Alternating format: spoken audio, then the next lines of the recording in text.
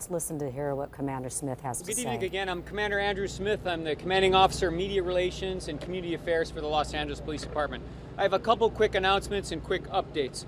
First of all, let me say that the hearts of all the Los Angeles Police Department, Chief Charlie Beck, and the men and women of the LAPD family go out to the San Bernardino County Sheriffs tonight.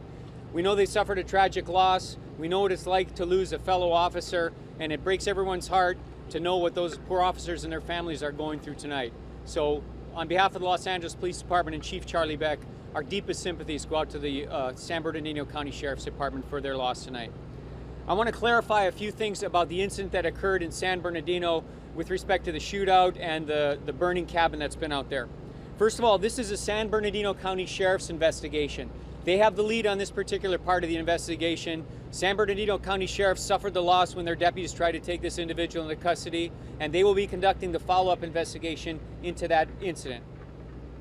I'd like to clarify some information that has been put out there, or rather some misinformation that has been put out there. I just got off the phone with the San Bernardino County Sheriff's Department. That cabin is still too hot for anybody to make entry. There has been no body located inside of that cabin. That cabin has not yet been searched because the fire is still too hot as of 5 minutes ago for anybody to go into there. Any reports of a body being found are not true. No body has yet been found in there. Any reports that that body has been identified as Christopher Dorner are not true. No body has been identified and nobody's been located.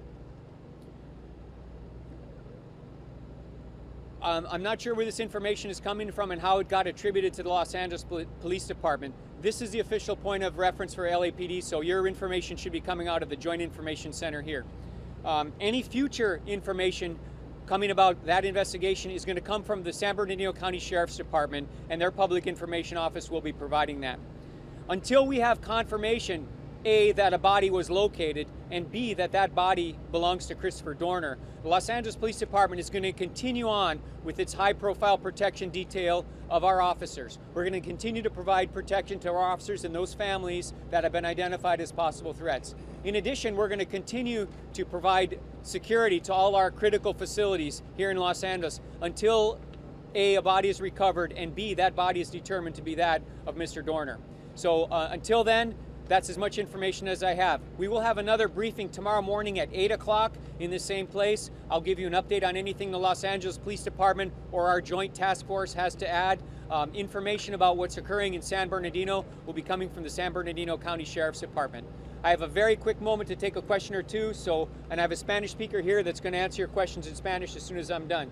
Quick questions, one or two, and I can answer them. They're